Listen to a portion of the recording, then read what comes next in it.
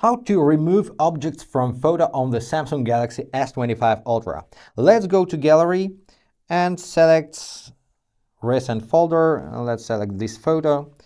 Now tap on the pencil icon and tap on the tools icon, these four dots at the bottom right.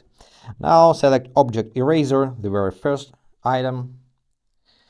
Now tap or draw around anything you want to erase, just like this. Automatically detected. Now just tap on erase. It's pretty good. Then tap on done. Don't forget to save your photo.